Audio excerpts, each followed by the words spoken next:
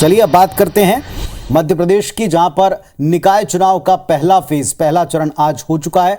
11 जिलों में 133 निकायों के मतदान संपन्न हो चुके हैं, जिसमें निगम हैं, नगर पालिकाएं हैं और नगर परिषद भी।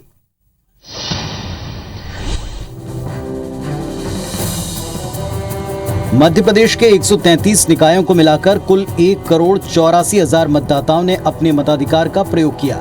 भोपाल, इंदौर, जबलपुर, ग्वालियर, उज्जैन और छिंदवाड़ा समेत सभी निकायों में मतदाताओं ने शहर सरकार चुनने के लिए वोटिंग में बढ़ चढ़कर हिस्सा लिया। हालांकि कुछ जगहों पर लोगों को वोट देने में कुछ दिक्कतें उठानी पड़ी। मैं हर बार 75 मतदान केंद्र में वोट डालता हूं, बट अभी मेरी लिस्ट में वहाँ नाम ही नहीं आया था। कह रही है सर, घर बैठे पर्ची आना चाहिए ताकि आम इंसान परेशान नहीं होए। पहले चरण के चुनाव में हुई वोटिंग को देखते हुए बीजेपी खेमे में भारी उत्साह दिख रहा है।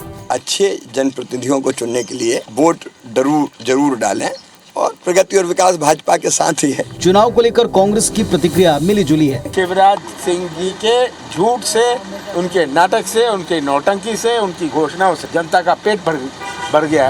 अब देखना है कि पहले चरण के नतीजों में किस पार्टी को बढ़त मिलती है, क्योंकि नगर निगम की ज्यादातर सीटों पर इसी चरण में चुनाव हुए हैं। तो चुनाव हो चुके हैं, पहला फेज हो चुका है और हर चुनाव में कुछ न कुछ खास होता है। पहले चरण के मतदान में भी कुछ तस्वीरें सुर्खियों में आई, चर्चा का विषय बनी। देखिए,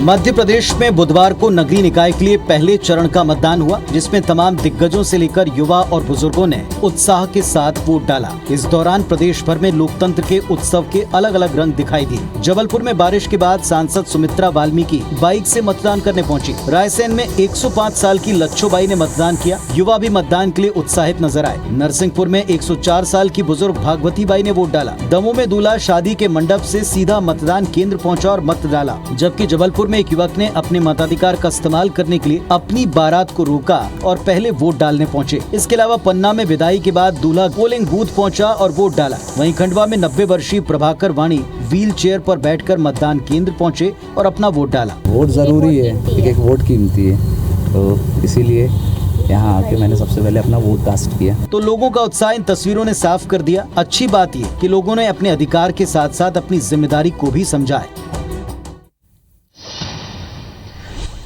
तो निकाय चुनाव का पहला चरण, इसमें दिलचस्प तस्वीरें आपने देख ली और इसके बाद आपने दावे भी सुन लिए। पहला चरण हो चुका है और इस पर पक्ष के रिएक्शंस क्या संकेत दे रहे हैं, जरा इस बात को डिकोड करते हैं।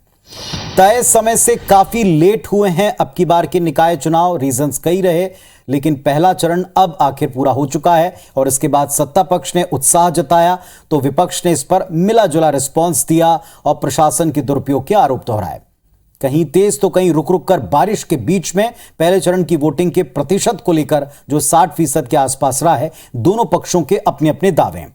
वोट सत्ता पक्ष के खिलाफ रहा है या उसके पक्ष में रहा है, यह तो 17 जुलाई को पता चलेगा, लेकिन फिलहाल उस रिजल्ट पर रिएक्शन के जरिए दोनों पक्ष अपनी अपनी जमीन बनाने की कोशिश कर रहे हैं अगले चरण के लिए भी।